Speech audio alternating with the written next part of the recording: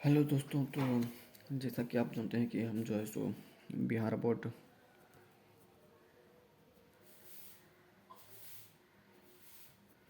Bihar board class 10th का जो है सो मैथ का हम आपको जो है सो चैप्टर वाइज क्लास करवाते हैं। तो आज जो है सो हम समांतर स्ट्रेटेजी का जो है सो पाठ परिचय लेकर के आए हैं।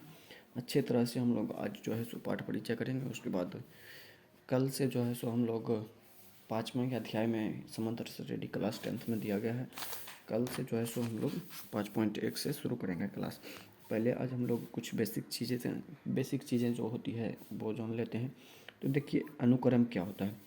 अनुक्रम क्या होता है कि संख्याओं का देखिए एक ऐसा समूह होता है जिसमें संख्याओं को किसी निश्चित नियमानुसार लिखा गया हो।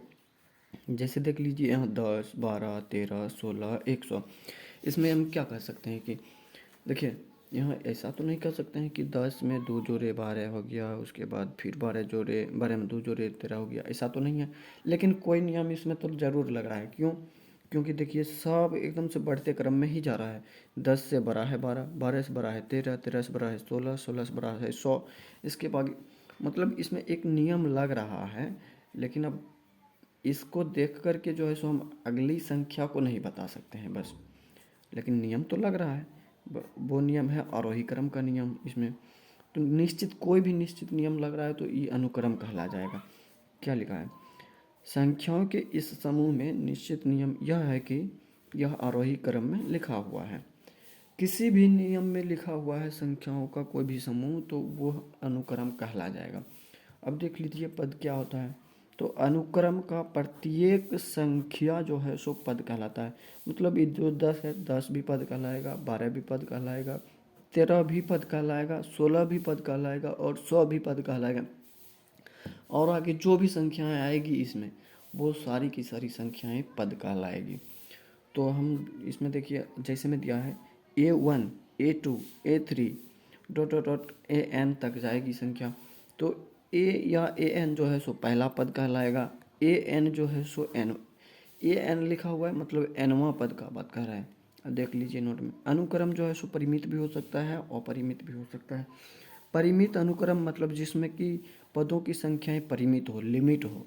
और अपरिमित अनुक्रम मतलब जिसमें पदों की संख्या जो है लिमिट में नहीं हो, अपरिमित हो, चलते रहे। जैसे यहाँ देखिए पहला परिमित अनुक्रम किसको कहते हैं? A1, A2, A3, A4, A5। इसमें जो है सो 5 पद है, मतलब लिमिट में पद इसमें दिया गया है। हम इसका पद जो है सो ख़त्म होता है 5 पर जाके की। लेकिन अपरिमित पद देखिए A1, A2, A3, उसके बाद डॉट डॉट, मतलब इसका कोई लिमिट नहीं है कि यह जो है सो कहाँ तक जाएगा और इसका इसमें कितना पद है, इसकी कोई लिमिटेशन नहीं है। ये मतलब हज़ार, इसका कोई लिमिट ही नहीं है कहाँ तक जाएगा। उसके बाद देख लीजिए अब श्रेणी क्या होता है। तो देखिए श्रेणी क्या होता है। श्रेणी में जो है सो लिखे हैं, जिस अनुक्रम का पहला पद पूर्व पद देखकर बताया जा सके श्रेणी कहलाता है। मतलब देखिए अगला पद पहला पद नहीं, जिस अनुक्रम का अगला पद जो है सो उसके पहले वाले पद को देख करके बताया जा सके। जैसे यहाँ देखिए 3, 6, 9, 12, मतलब इसमें अंदाज हम लगा सकते हैं कि 3 में 6 जोड़े 9 हो गया, 6 में 3 जोड़े 9, 3 में से 3 जोड़े 6 हो गया, 6 में से 3 जोड़े 9 हो गया, 9 में जो है सो 3 जोड़े 12 हो गया। मतलब अगला पद क्या हो सकता है? 12 में 3 जोड़ करके 15 हो जा सकता है। उसके बाद 15 में 3 जोड़ के 18 हो सकता है। इस तरह से हम जो है सो और भी अगला पद को मतलब अनुमान लगा सकते हैं। तो ये जो है सो श्रेणी में इसको हम कह सकते हैं। उसके बाद दूसरा देख लीजिए, यहाँ 4 है, 9, 25, 36। इसमें भी हम जो है सो इसके बाद कौन सी संख्याएं होनी चाहिए इसका अनुमान लगा सकते हैं। जैसे यहाँ देखिए पहला पद 2 का स्क्वायर है, 2 का स्क्वायर, ये जो है सो 3 का स्क्वायर है, ये जो है सो 5 का स्क्वायर है, ये 6 का स्क्वायर है। मतलब ये जो है सो सबका स्क्वायर होते जा रहा है प्राकृतिक संख्या का। 2 का स्क्वायर, 3 का स्क्वायर, उसके बाद बीच में 4 का स्क्वायर 16 आना चाहिए, 16, 4 का स्क्वायर, उसके बाद 5 का स्क्वायर, 6 का स्क्वायर, तो अब आ जाएगा 7 का स्क्वायर, इसके बाद 8 का स्क्वायर। इस तरह से हम अंदाज़ लगा सकते हैं कि इसके आगे कौन सा पद होगा। अब इसमें देखिए 2, 4, 6, 2 4 6 8, अच्छा मतलब यहाँ देखिए ये 6 नहीं दिया है तो नहीं लिखते हैं। 2 4 8 32, इसमें देखिए इस पद में जो है सो इससे गुना कर दिया गया है, फिर इसको इससे गुना करके प्राप्त किया गया, फिर ई पद को जो है सो ई दोनों को गुना करके प्राप्त किया गया। मतलब हम अगला पद प्राप्त अनुमान लगा के बता सकते हैं कि 8 और 32 को गुना करके आएगा अगला पद। तो हम ये तो बता रहे हैं कि अगला पद क्या होगा। मतलब ये जो है सो तीनों का तीनों अनुक्रम सरेढ़ी है। तीनों का तीनों अनुक्रम क्या है? सरेढ़ी है। अब समांतर सरेढ़ी है कि नहीं है इसका जो है सो हम लोग आगे अब जानेंगे, लेकिन सरेढ़ी है। समांतर सरेढ़ी हो या नहीं हो, लेकिन ये जो है सो सरेढ़ी है। अब समांतर सरेढ़ी कब होगा तो वो हम लोग अब जान लेते हैं। देखिए समांतर सरेढ़ी कब होता है। कह रहा है ऐसा सरेढ़ी जिसमें प्रत्येक अगला पद पिछले पद में किसी निश्चित संख्या के जोड़ने या घटाने से प्राप्त होता हो, समांतर सरेढ़ी कहलाता है। इसमें देखिए ई वाला जो है 3 में 3 जोड़ते हैं 6 आता है, 6 में से 3 जोड़ते हैं 9 आता है, 9 में 3 जोड़ते हैं 12 आता है। मतलब ये समांतर श्रेणी में है। लेकिन यहाँ देखिए 2 का स्क्वायर करने पर 4 आता है, 3 का स्क्वायर करने पर 9 आता है, 4 का स्क्वायर करने पर 16 आता है, 5 का स्क्वायर करने पर 25 आता है। लेकिन कोई ऐसी निश्चित संख्या है जिसको इसमें जोड़ने या घटाने पर आ रहा है? ऐसी निश्चित संख्या नहीं है। मतलब ये जो है सो समांतर सरेढ़ी में तो है, लेकिन समांतर सरेढ़ी में नहीं है। अब यहाँ देख लीजिए 4 गुना 2 किए तो 8 आया, 8 गुना 4 किए तो 32 किया, 32 गुना 8 करेंगे तो इसका अगला पद आएगा। यहाँ निश्चित संख्या जोड़ने पर प्राप्त हो रहा है अगला पद? नहीं प्राप्त हो रहा है। मतलब यह भी जो है जो समांतर सरेढ़ी में नहीं है। जैसे यहाँ देखिए 1 2 3 4 5 डॉट डॉट दिया गया है। मतलब इसका जो है सो हम लोग इसमें देखिए एक एक जोड़ करके पद आगे बढ़ाया गया है। मतलब जो है सो अगला पद हम अगर प्राप्त करना चाहें तो फिर 5 में 1 जोड़ करके तब जो है सो उसको ज्ञात कर सकते हैं। नीचे देखिए 3 6 6 के बाद 9 9 के बाद 12, मतलब इसमें 3 3 जोड़ के बनाया जा रहा है। यानी कि अगला पद जो है सो हम ज्ञात कर सकते हैं। 12 3 15, 15 3 18 होगा। इसमें मतलब जोड़ या घटा ही हो रहा है। मतलब ऐसा अनुक्रम, ऐसा श्रेणी जिसमें अगला पद जो है सो जोड़ करके अथवा घटा करके आता हो, तो वैसा श्रेणी क्या कहला जाएगा? समांतर श्रेणी कहला जाएगा। तो अगला देख लीजिए क्या है।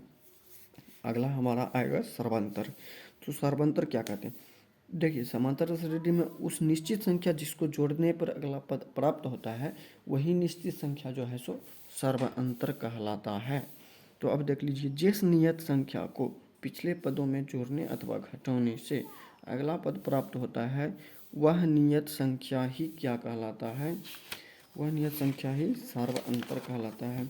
अब आगे देखिए, आगे जो है सो सर्वांतर के बारे में और कुछ दिया है तो देख लीजिए। कह रहा है सर्वांतर कहलाता है। उसके बाद जैसे 2 2 2, अच्छा बताइए ये वाला नहीं है समांतर श्रेणी। इसमें एक नियत संख्या 0 है जिसको प्रत्येक पद में जोड़ने पर अगला पद प्राप्त हो रहा है। जैसे देखिए 2 जोड़ 0 2, 2 जोड़ 0 2, 2 जोड़ 0 2, यहाँ देखिए 4 3 2 1। इसमें एक एक घटाते हुए जा रहे हैं और अगला पद प्राप्त होते जा रहा है। 4 माइनस 1 3, 3 माइनस 1 2, 2 माइनस 1 1, 1 माइनस 1 करेंगे तो 0 हो जाएगा, 0 माइनस 1 करेंगे माइनस 1 हो जाएगा, माइनस 1 माइनस 1 करेंगे माइनस 2 हो जाएगा। तो यह सब जो है सो सर्वांतर श्रेणी है।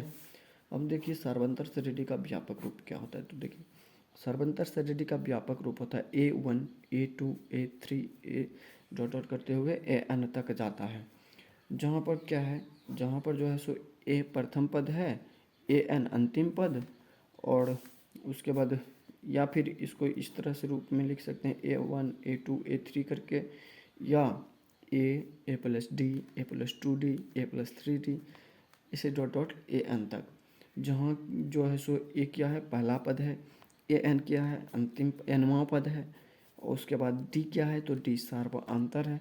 सर्वांतर कैसे करते हैं? तो दूसरे पद में पहले पद को घटा करके सर्वांतर ज्ञात कर लिया जाता है। सर्वांतर बराबर A2 माइनस A1, जहाँ A2 क्या है, दूसरा पद है, A1 क्या है, पहला पद। यहाँ देख लीजिए ना, टू नहीं लिखा हुआ है, टू लगा हुआ है। ये तो पद है, टू मतलब दूसरा, मतलब दूसरा पद। यहाँ वन लगा हुआ है, वन मतलब पहला, ए मतलब ये सब तो पद है, मतलब पहला पद। मतलब दूसरे पद में अगर पहले पद को घटा दें तो हमें डी प्राप्त हो जाएगा। अब एनवा पद अगर निकालने कह दिया जाए हमको तो कैसे प्राप्त करेंगे? तो एनवा पद अर्थात कि ए एन, देखिए A N, A plus N से एक घटा करके डी में गुना कर दीजिए और ए को उसमें जोड़ दीजिए तो हमें ए एन प्राप्त हो जाएगा। इसी को फॉर्मूला के रूप में लिखते हैं ए एन बराबर a plus n minus one into d. मतलब देखिए अगर ए 30 जैसे a plus n minus one, अगर हमें ए 30 कह रहा है तो इसको कैसे ज्ञात करेंगे? पहला पद लिखिए और ये जो 30 लिखे हैं इससे एक कम का डी के साथ गुना करके इसमें जोड़ दीजिए। जैसे एक कम 30 से क्या होगा 29, और 29 इसके साथ गुना कर दीजिए डी को, तो डी ए 30 बराबर ए प्लस 29 डी। इसी को तो लिखे हैं a plus n minus one into d. अब लिखिए समांतर श्रेणी का एनवा पद व्यापक पद कहलाता है। मतलब समांतर श्रेणी का कौन सा पद व्यापक पद कहलाता है? तो एनवा पद व्यापक पद कहलाता है। जहाँ ए क्या होता है? पहला पद होता है। डी क्या होता है? सर्वांतर होता है। ए पी का एनवा पद कैसे प्राप्त कर सकते हैं? तो अभी तुरंत हमने बताया a plus n minus one into d, अर्थात मतलब जेमा पद प्राप्त करने कह रहा है उससे एक कम करिए और डी में गुना करिए और उसमें जो है सो गुना करके जितना आएगा उसमें पहला पद को जोड़ दीजिए आप। जैसे यहाँ देखिए ये मान लीजिए ए 25 कह रहा है, ये 25 ज्ञात करना है तो यहाँ 25 में से एक कम करिए, 24 हो गया। और 24 में जो है सो सार्वंतर जो भी होता है डी, तो डी को गुना कर दीजिए और उसके बाद जितना गुना करके आता है इसमें जो है ए को जोड़ दीजिए, हमारा प्राप्त हो जाएगा ए एन। ठीक है, तो अब पाठ परिचय में जो है सो इतना ही था। इसके बाद हम लोग यही क्या कहते हैं एन पदों का योग वाला अलग से लेंगे, नहीं तो वीडियो जो है सो थोड़ा ज़्यादा लंबा हो जाएगा। आप लोग सपोर्ट कीजिए, सब्सक्राइब कीजिए, लाइक कीजिए, कमेंट कीजिए। आप लोग जब मतलब सब्सक्राइब करते हैं, लाइक करते हैं, कमेंट करते हैं तो हमारा जो है सो मोटिवेशन का काम करता है ये, और हम आपके लिए जो है सो लगातार इस तरह से काम करना चाहते हैं, मतलब उत्साहित होते हैं कि वो लग रहा है मेरा वीडियो जो है सो अच्छा लगा, इसलिए हम और भी वीडियो बनाने की चाहत होती है हमारे अंदर और हम जो है सो बनाते हैं। और मैं आपसे ये वादा करता हूँ कि मतलब मैं बड़ा क्रिएटर बनने के बाद भी आप लोगों के सपोर्ट से अगर बड़ा क्रिएटर बन जाता हूँ तो मैं बड़ा क्रिएटर बनने के बाद भी जो है सो आप लोगों को हमेशा कभी भी मतलब जो है सो पेड कोर्स नहीं लाऊंगा, मैं हमेशा से यूट्यूब पर फ्री कोर्स लाऊंगा और बेहतरीन से बेहतरीन देने का कोशिश करूंगा आप लोगों को। तो आप लोग सपोर्ट कीजिए।